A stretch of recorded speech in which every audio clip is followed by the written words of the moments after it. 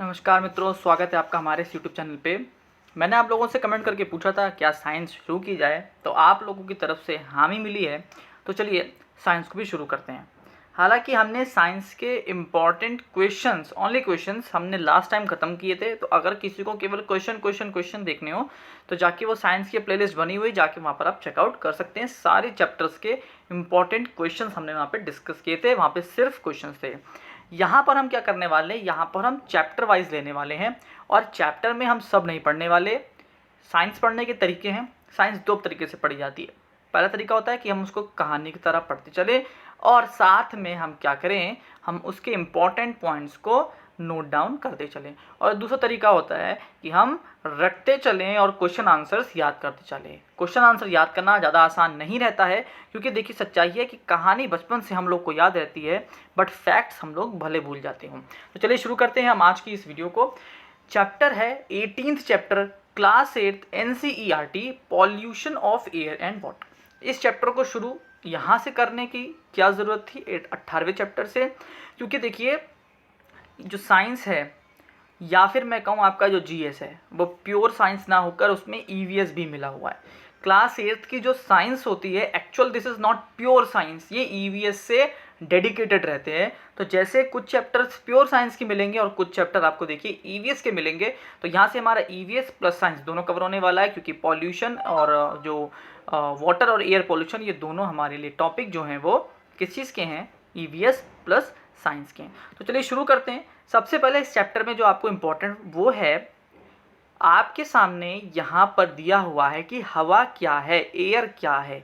तो by volume about 78% of the mixture is nitrogen. आपको air का कंपोजिशन पता होना चाहिए कि जो हमारी हवा है उसमें कितने परसेंट क्या क्या चीज़ें मिली हुई हैं। तो देखिए यहाँ पर राइट साइड में साफ साफ लिखा हुआ है कि 78% नाइट्रोजन मौजूद है हमारे हवा में, 21% ऑक्सीजन मौजूद है, कार्बन डाइऑक्साइड, आर्गन, आपकी मीथेन, ओजोन और वाटर वेपर मिलाकर ये बाकी के जो 2-3% बचता है वो ये 2-3% भी नहीं, माफ़ करिएगा, क्योंकि 1% बचता है, उसमें जो बची कुछ चीज़ें हैं वो हमारे ये बाकी चीज़ें मिलके बताती। अब सबसे पहला सवाल, अगर आप लोगों को कमेंट में आप लोग ज़रूर डाल सकते हैं कि 78% जब हमारे पास नाइट्रोजन है लेकिन हम नाइट्रोजन को इनहेल नहीं करते हैं, तो हमारे शरीर में नाइट्रोजन की कमी कैसे पूरी होती है। कमेंट करके ज़रूर बताइएगा, क्योंकि ये बाद में आपको मैं ज़रूर बताने वाला हूँ। तो पहले कमेंट करिएगा कि 78% नाइट्रोजन को हम अपने शरीर में कैसे ले जाते हैं, क्योंकि नाइट्रोजन भी हमारे लिए बहुत ज़रूरी होती है। वो आपको जब आप सारे चैप्टर्स पढ़ डालेंगे क्लास 8th में, तो एक चैप्टर में आपको मालूम चलेगा कि ये नाइट्रोजन हमारे शरीर पे कैसी पहुंचती है, बट मैं लास्ट में आपको थोड़ा सा हिंट ज़रूर दे दूंगा। तो आपको ध्यान रखना है 78% नाइट्रोजन होती है, 21% ऑक्सीजन होती है और बाकी बचा कुछ argon, carbon dioxide, methane, ozone और वाटर वेपर होता है। अब आप लोग को सबसे कॉमन चीज़ें पता हैं कि जो हमारा एयर पॉल्यूशन या वाटर पॉल्यूशन है उससे होता क्या है। आप सभी को पता है एयर पॉल्यूशन और वाटर पॉल्यूशन की वजह से क्या हो रहा है, हम लोग को बीमारियां हो रही हैं, क्यों हो रही हैं, हम सभी को ये सब चीज़ें पता हैं। बट अब हम थोड़ा सा स्पेसिफिक इनके बारे में देखेंगे जितना हमको इस NCERT में दिया गया है। सबसे पहले हम एयर पॉल्यूशन की बात करते हैं। तो सबसे पहले बात हम करते हैं कि व्हाट इज़ एयर पॉल्यूशन। तो भाई एयर पॉल्यूशन का मतलब ही है कि जो हवा है उसमें अनवांटेड चीज़ें जुड़ जाना ही एयर पॉल्यूशन कहेंगे। जो अनवांटेड चीज़ें जुड़ती हैं भाई साहब, उसी को हम एयर पॉल्यूटेंट का नाम देते हैं। आगे देखिए आने वाला है, यहाँ पे साफ साफ डेफिनेशन में क्या दिया हुआ है, addition of substances to the atmosphere modifies it. कुछ ऐसी चीज़ें जो हवा में मिलती हैं वो हवा को मॉडिफाई कर देती हैं, मतलब बदल देती हैं। When air is contaminated by unwanted substances, जब हमारी हवा गंदी होती है इन unwanted, जिनकी ज़रूरत नहीं है, unwanted substances से, which have a harmful effect on both the living and the non-living thing, जो कि हमारे शरीर के लिए, लिविंग बीइंग के लिए, नॉन लिविंग बीइंग के लिए, सभी के लिए क्या एक हार्मफुल चीज़ इफेक्ट करती है, इसी को हम एयर पॉल्यूशन कहते हैं। मतलब जो अनवांटेड चीज़ें जो ऐड हो जाती हैं हमारे एयर में, दैट इज़ क्या, एयर पॉल्यूशन। जैसे अगर हम बात करें 78%, 28% और बाकी सब 0.3, 0.2%, उसमें और चीज़ें ऐड हो गई तो एयर का कंपोजिशन क्या हो गया भाई साहब, बिगड़ गया ना। कुछ चीज़ें और ऐड हो गई तो बस जो चीज़ें ऐड हो गई वही एयर पॉल्यूशन होता है। और जो ये चीज़ें जो हमारे हवा को ख़राब कर रही हैं, गंदी चीज़ें हैं, हार्मफुल चीज़ें हैं, इनको हम एयर पॉल्यूटेंट का नाम देते चलते हैं। अब बात आती है कि जो ये एयर पॉल्यूटेंट हैं ये क्या क्या हो सकते हैं। जैसे यहाँ पे स्मोक दिया है, चाहे वो सिगरेट का स्मोक हो, चाहे वो गाड़ियों का स्मोक हो। डस्ट, डस्ट का मतलब यहाँ पर केवल डस्ट का मतलब जो मिट्टी उड़ती है वो डस्ट नहीं होती, गाड़ियों से निकला हुआ कार्बन वो भी डस्ट होता है। केवल धुआं नहीं निकल रहा है गाड़ियों में से, फैक्ट्रीज में से, उसमें कुछ कार्बन भी निकलता है। वो कार्बन जो होता है वो भी हमारा एक क्या है, एयर पॉल्यूटेंट है, जो हमारे लिए चीज़ें बहुत ख़राब कर रहे हैं। जब फॉरेस्ट फायर होती है तो उसमें से भी कार्बन निकलता है, कहीं आग लगती है उसमें से भी कार्बन निकलता है, जो हमारे एटमॉस्फेयर को क्या कर रहे हैं भाई साहब, गंदा कर रहे हैं। अब सोर्सेस क्या है एयर पोल्यूशन के, तो आपको पता है पावर प्लांट हैं, ऑटोमोबाइल हैं मतलब गाड़ियां हैं, और जहां पर भी अगर जैसे आपको पता है कि पराली जो मना करा जाता है कि पराली मत जलाइए, तो पराली क्यों मत जलाइए, आग लगाने से हमको लगता है कि खाद मिलती है, पर जितनी वो राख काम की नहीं होती उससे ज़्यादा आप एयर पॉल्यूशन क्रिएट कर देते हैं, इसलिए आग नहीं लगानी चाहिए। ये मना हमेशा किया जाता है गवर्नमेंट की तरफ से, तो ये आप लोगों को ध्यान रखना है। आगे बढ़ते चलते हैं, हमारे जो व्हीकल्स हैं ये इंपॉर्टेंट है, याद रखिएगा। व्हीकल्स क्या प्रोड्यूस करते हैं, ये देखिए यहाँ पे साफ लिखा हुआ है, vehicles produces high level of pollutant like. अब देखिए कौन कौन से पॉल्यूटेंट होते हैं, क्योंकि ये तो स्मोक, डस्ट, ये तो कॉमन नाम हो गए, बट हम थोड़ा सा उनके केमिकल नेम उनके ज़रूर पता होने चाहिए, स्पेसिफिक नेम है तो देखिए कौन कौन से हैं ये आपको याद होने चाहिए।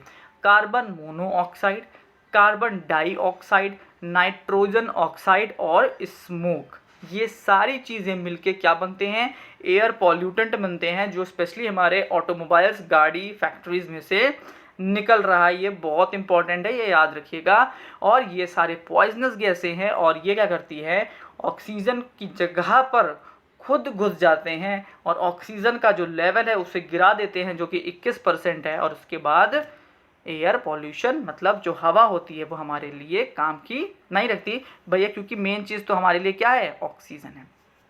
आगे बढ़ते हैं, एक बहुत अच्छा टर्म आ रहा है स्मॉग। ये इम्पॉर्टेंट इसलिए है क्योंकि दिल्ली में स्मॉग की बहुत ज़्यादा परेशानी रहती है। सबसे ज़्यादा स्मॉग से अफेक्टेड कोई सिटी इंडिया में इस वक्त है तो वो दिल्ली है। ये इम्पॉर्टेंट इसी वजह से है। क्या होता है स्मॉग, तो जो स्मॉग है भाई साहब वो दो शब्दों से मिलके बना हुआ है, स्मोक और फॉग से। किस किस से, स्मोक से और फॉग से, इन दोनों को मिला दे तो बनता है स्मॉग। अब समझते हैं क्या है। देखिए स्मोक का मतलब तो आप जानते ही हैं, जो गाड़ियों से धुआं निकल रहा है, या सिगरेट का धुआं निकल रहा है, या फैक्ट्रीज का धुआं निकल रहा है, ये जब जाके फॉग से मिलता है। फॉग तो आप जानते हैं ना, जब ठंड होती है तो कोहरा पड़ता है, धुंध होती है, वो फॉग होता है। उस फॉग में जब जाके ये स्मोक मिल जाता है, फॉग जो होता है वो हल्का होता है, वो फिर भी समय के साथ छट जाता है ना, जैसे धूप आती है या दिन होता जाता है तो वो छटने लग जाता है। लेकिन जब इसमें स्मोक मिल जाता है तो ये बहुत भारी हो जाता है, और इतना भारी हो जाता है कि ये फिर धूप आने से भी नहीं हटता, और ये हमारे लिए बहुत हार्मफुल होता है। क्योंकि स्मोक जब आपके हवा में मिल गई, उस फॉग में मिल गई, तो आप वो डायरेक्टली इनहेल करने लग जा रहे हैं, तो वो बहुत हार्मफुल होता है। तो जब ये स्मोक और ये फॉग जब मिल जाते हैं तो मिलके बनाते हैं स्मॉग, और ये बहुत खतरनाक होता है। और ये दिल्ली में आपको स्पेशली देखने के लिए मिलेगा। यहाँ पे साफ लिखा हुआ है, the smog is made up of smoke and fog. Smoke में कंटेन, अब स्मोक में क्या क्या होता है, ऑक्साइड्स होते हैं नाइट्रोजन के, जो कि मिल जाते हैं इन एयर पॉल्यूटेंट से और क्या बना देते हैं, स्मॉग, जिसकी वजह से हमें asthma, cough, wheezing in the childrens, इस तरह की बीमारियां देखने के लिए मिलती हैं। तो आपको ये भी याद रखना है कि स्मॉग क्या होता है और उससे बीमारियां क्या होती हैं, ये भी आपको याद रखना है। देखिए अभी हमने थोड़ी देर पहले देखा था कि जो गाड़ियां होती हैं उसमें से कौन से पॉल्यूटेंट निकलते हैं। अब हम देख लेते हैं कि जो आपकी फैक्ट्रीज हैं उसमें से मेनली पॉल्यूटेंट्स क्या निकल के आते हैं। तो petroleum refineries are major source of gases pollutant like sulphur dioxide, nitrogen dioxide. दो प्रकार के जो पॉल्यूटेंट हैं वो आपके फैक्ट्री से निकलते हैं, सल्फर डाइऑक्साइड और नाइट्रोजन डाइऑक्साइड। ये हमारे आसपास जम जाए है और जिसकी वजह से हमें बहुत सारी रेस्पिरेटरी, बहुत सारी प्रॉब्लम्स जो हैं हो रही हैं और हमारे लिए समस्या खड़ी हो रही है। एक और पॉल्यूटेंट जो कि सबसे ज़्यादा चर्चा में इस वक्त रहता है, जिसका नाम सबने सुना है, जो है CFC। इसका फुल फॉर्म याद रखिएगा, क्लोरो फ्लोरो कार्बन, CFC क्लोरोफ्लोरोकार्बन। CFC क्या होता है? तो भाई जो CFC ये भी एक प्रकार का पॉल्यूटेंट है जो ज़्यादातर हमारे घर के जो अप्लायंसेज हैं जैसे AC और रेफ्रिजरेटर से, रेफ्रिजरेटर मतलब फ्रिज जिसको हम कॉमनली कहते हैं, उससे निकलता है इस CFC को। और ये जो आपकी CFC है ये बहुत खतरनाक होती है किस चीज़ में? तो CFC आगे देखिए उसके नीचे लिखा हुआ है CFC damage the ozone layer. क्या करती है जो CFC, वो क्या करती है? वो हमें कोई डायरेक्टली इफेक्ट नहीं पहुंचा रही CFC, लेकिन वो ऊपर जा रही है और ऊपर जाके जो ओजोन लेयर है, ओजोन परत है, उसका क्षरण मतलब उसको घटने में ये बहुत बड़ा एक फैक्टर बनती है। अब ओजोन लेयर के घटने से क्या होने वाला है वो भी हम आगे देखेंगे। तो CFC damage the ozone layer of the atmosphere, जिसके वजह से हार्मफुल अल्ट्रा वायलेट रेज जो सूरज की है वो हम तक पहुंचती है। ओजोन का क्या काम होता है? ओजोन का काम होता है कि जो यूवी रेज आ रही हैं, अल्ट्रा वायलेट रेजेस आ रही हैं, उनको रोके और हम तक आने से पहुंचे। तो जब अगर ओजोन लेयर ही CFC की वजह से ख़त्म हो जाएगी तो सीधे सीधे अल्ट्रा वायलेट रेजेस हम पे पड़ेंगी, जिसके वजह से हमें स्किन कैंसर होने के बहुत ज़्यादा चांसेस होंगे और दिक्कतें, गर्मी भी बढ़ जाएगी। तो ये सब बहुत बड़ी समस्याएं हैं जो इस वजह से मौजूद होने वाली हैं। ध्यान रखिएगा, कुछ भी, चाहे कहीं माइनिंग हो रही हो, चाहे कहीं पे पावर प्लांट लग रहे हो, कहीं पे धुआं निकल रहा हो, किसी तरीके की भी इन चीज़ों से सब चीज़ें आपके लिए हार्मफुल हैं। तो हमने अभी 4 या 5 प्रकार के पॉल्यूटेंट्स के नाम याद किए हैं, देखें तो उनको अपनी कॉपी में लिखते चलिएगा और नाम ज़रूर याद रखिएगा। स्पेशली हम CFC की बात करें तो ये सबसे इम्पॉर्टेंट है। अब क्या होता है जब इस तरह की गैसेस, एसिडिक गैसेस जब जाके हमारे एटमॉस्फेयर में घूमने लग जाती हैं, उससे क्या होता है? तो एक बहुत इंपॉर्टेंट केस स्टडी दी गई है ताजमहल पर। आप सभी को पता है कि जो ताजमहल है वो संगमरमर से बना हुआ है और जो संगमरमर है वो सबसे ज़्यादा इफेक्ट हुआ था किस चीज़ से? एसिड रेन से। तो ये बहुत इंपॉर्टेंट है आप लोगों की, एसिड रेन। सबसे पहले ताजमहल हमारा एक बहुत बड़ी धरोहर जो कि आगरा में स्थित है, वो वाइट मार्बल से बना हुआ था। तो पॉल्यूशन की वजह से क्या हो रहा था कि जो वाइट मार्बल है वो पीला पड़ रहा था, इतना ज़्यादा पॉल्यूशन हो गया था। क्योंकि जो मथुरा पास में पड़ता है, मथुरा में बहुत सारी ऐसी फैक्ट्रीज थी जिनसे आगरा के ताजमहल पे बहुत ज़्यादा क्या इफेक्ट पड़ रहा था। तो देखिए यहाँ पे साफ साफ दिया हुआ है, the industries located in and around the Agra like rubber, automobile, chemical and specially the Mathura oil refinery. ऐसी ऐसी फैक्ट्रीज खुली हुई थी जिसके वजह से क्या हो रहा था? Have been responsible for producing pollutants like sulphur dioxide and nitrogen dioxide. अभी हम लोग थोड़े पहले पढ़ के आए हैं कि सल्फर और नाइट्रोजन के ऑक्साइड्स निकलते हैं फैक्ट्रीज से। देखिए यहाँ पर वही नाम सीधे सीधे आ गया। तो अगर आपने वो चीज़ समझ ली होगी तो यहाँ पर आपको याद करने की जरूरत नहीं पड़ने वाली। These gas react with water vapour present in the atmosphere. जो हवा में वाष्प है, जो वाटर वेपर है, उससे ये गैसेस जाके रिएक्ट कर जाती हैं और रिएक्ट करने के बाद सल्फ्यूरिक एसिड और नाइट्रिक एसिड, दो गैसें जो थी वो मिलकर एसिड बना रही हैं। दो गैसें थी, नाइट्रोजन डाइऑक्साइड और आपकी सल्फर डाइऑक्साइड। तो सल्फर डाइऑक्साइड और नाइट्रोजन डाइऑक्साइड दो ऐसी गैसेस थी जो पानी में मिलने के बाद एसिड बना रही हैं, एक सल्फ्यूरिक एसिड और एक नाइट्रिक एसिड। ये दोनों आपको याद रखना है क्योंकि सीधे सीधे क्वेश्चन पूछा जाता है कि ऐसे कौन से दो एसिड्स हैं जिनके वजह से ताजमहल इफेक्ट हो रहा है, सीधे क्वेश्चन आता है। तो आपको ये याद रखना चलना है। उसके वजह से क्या होता है कि ये एसिड बनाते हैं और जब ये एसिड बन जाते हैं, the acid drop down with the rain, और ये पानी के साथ ज़मीन पर आते हैं, मेकिंग द रेन एसिडिक, जिसके वजह से हम इसको एसिड रेन कह देते हैं।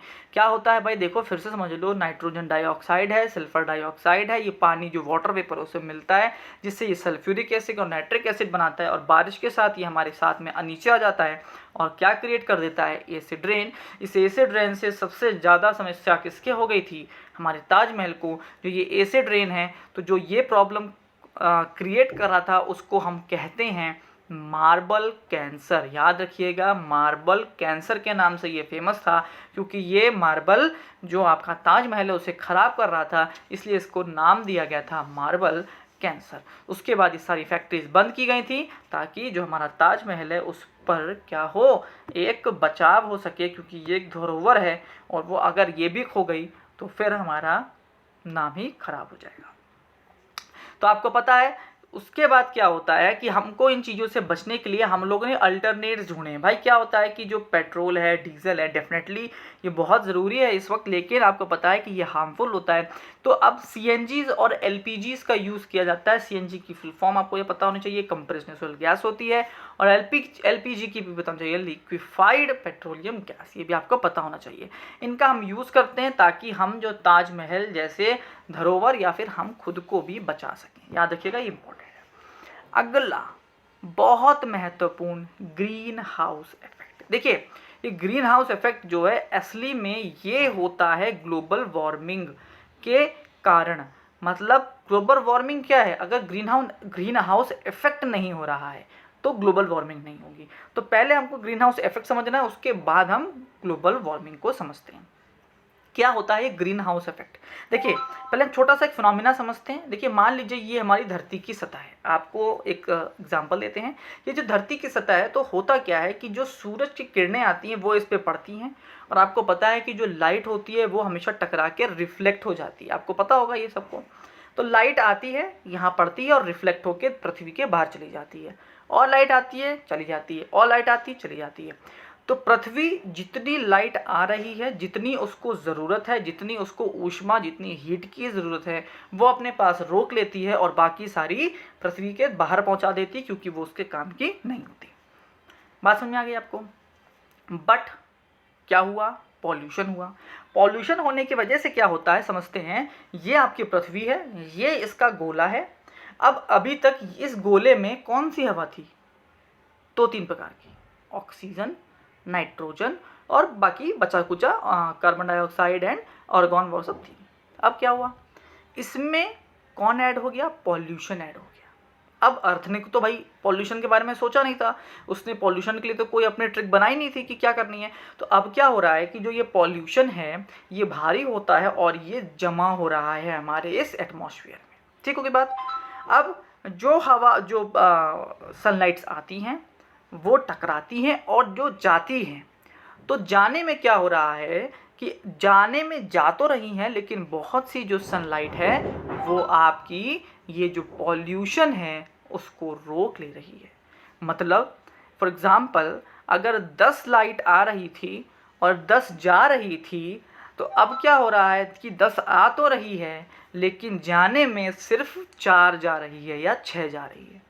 4 यहीं इस पॉल्यूशन की वजह से रुक जा रही है, और इस पॉल्यूशन की वजह से जो ये लाइट रुक रही है तो ये अर्थ को ज़्यादा गर्मी प्रोवाइड कर रही है, जबकि अर्थ को इसकी ज़रूरत नहीं है। तो यही जो लाइट का रुकना, इस हीट का अर्थ में रुकना, जिसकी वजह से अर्थ का टेम्परेचर बढ़ना, इसी को हम ग्रीन हाउस इफेक्ट के नाम से जानते हैं। आई होप बात समझ में आ गई होगी। अब फटाफट जरा बुक की बात को पकड़ लेते हैं कि कहाँ पे लिखा हुआ है। देखिए यहाँ पे साफ साफ लिखा हुआ है, the trapping of the radiation by the earth atmosphere is similar, that is why it is called as the greenhouse effect.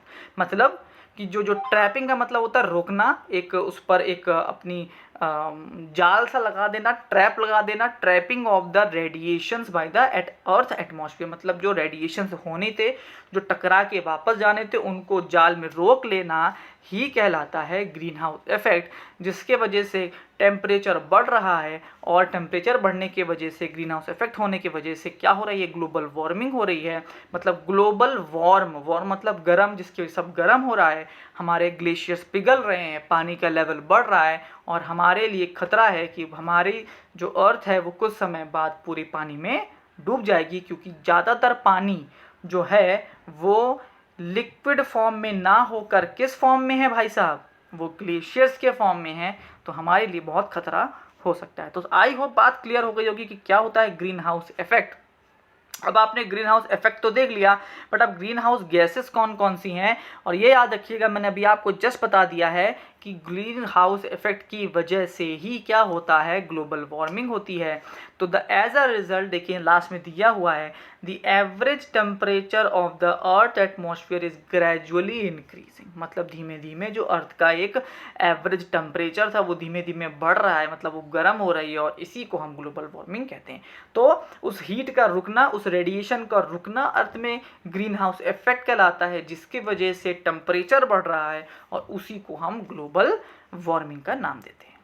अब ऐसी कौन कौन सी गैसेस हैं जो मेन रीज़न है या फिर हम जिनको ग्रीन हाउस गैसेस कहते हैं, तो यहाँ पे साफ साफ दिया हुआ है methane, nitrous oxide, water vapour also contribute towards the effect like CO2, they are called as greenhouse gases. तो ये हमारी ग्रीन हाउस गैसेज हैं। और करीब कितना ज़्यादा अर्थ का टेम्परेचर पर ईयर बढ़ रहा है, तो यहाँ पे आप देख सकते हैं 0.5 डिग्री सेल्सियस। आपको लग रहा होगा 0.5 डिग्री सेल्सियस से क्या फ़ायदा है, लेकिन इस 0.5 से भाई साहब बहुत बड़ा इफेक्ट पड़ रहा है और हमारी अर्थ दिक्कत में आ रही है।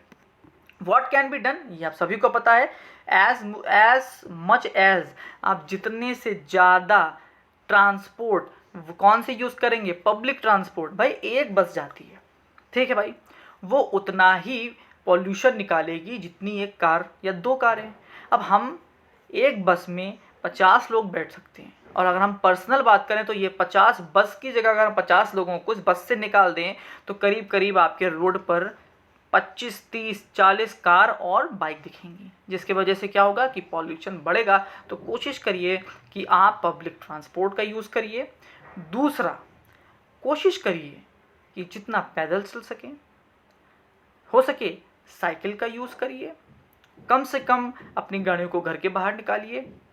करना भी है तो CNG, LPG जैसे आपके पास अब बहुत सारे अल्टरनेट्स आ रहे हैं। और आपको पता है धीमे धीमे सरकार इलेक्ट्रिक बाइक्स, इलेक्ट्रिक कार्स, इन सब पर भी फोकस कर रही है। तो ये आप लोगों के लिए महत्वपूर्ण है, आप इनका इस्तेमाल करिए और कोशिश करिए कि ज़्यादा से ज़्यादा खुद भी जागरूक होइए और बाकियों को भी जागरूक करिए, ताकि इस तरह की चीज़ें बच सकें। हमने आज एयर पॉल्यूशन को अच्छे से देख लिया है, जितनी इंपॉर्टेंट चीज़ें थी उन पर बात कर ली है। इसके बाद अभी वाटर पॉल्यूशन बचा है, आप देख सकते हैं बचा है वाटर पॉल्यूशन। तो वाटर पॉल्यूशन पे अगली वीडियो बनाएंगे।